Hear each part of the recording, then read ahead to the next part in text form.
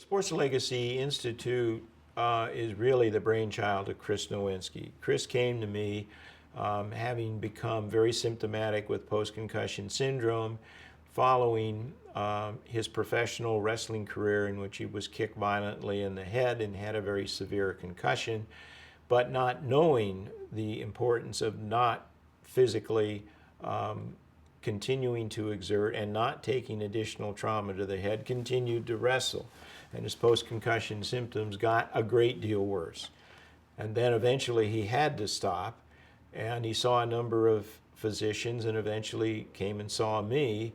And unfortunately, at that point, I had to say, because of the severity of symptoms and duration, that your career is over.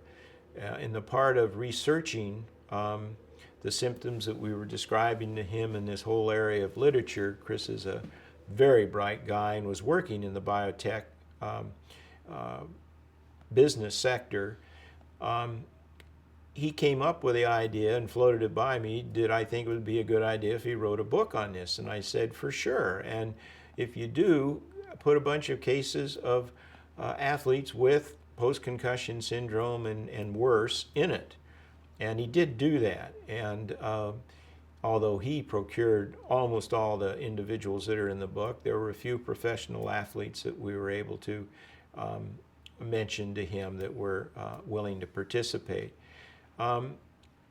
After he wrote that book called Head Games, The Concussion Crisis, he thought about what he wanted to do with his life. Did he want to continue in the same biotech company, or did he possibly want to do something else? And he decided he wanted to form a not-for-profit organization whose mission would be to try to solve the concussion crisis by better understanding concussion diagnosis, treatment, prevention.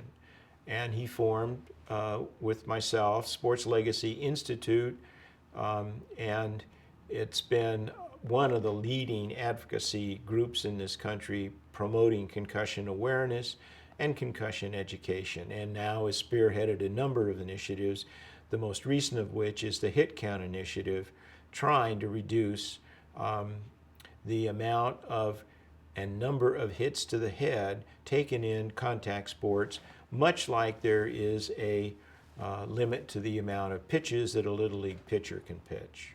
Okay. Well, what enabled SLI to have a greater impact within a year or two than I'd had in 30 years of concussion research, going around meetings, talking about it, writing about it, is Chris Nowinski.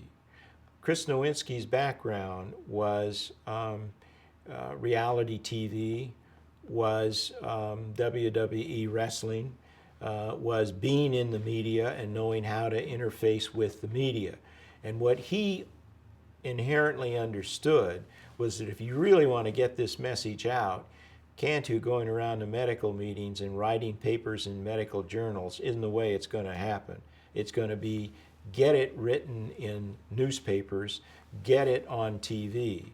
And so he cultivated his contacts. And in the print media, no one has done a more outstanding job than Pulitzer Prize nominated Alan Swartz for his many articles on concussion and helmets and other aspects of head trauma and athletics. And he's used his contacts with HBO and ESPN and other television modalities to get the message out on TV as well. So it's using the media that has made the difference. That's what's put it out there.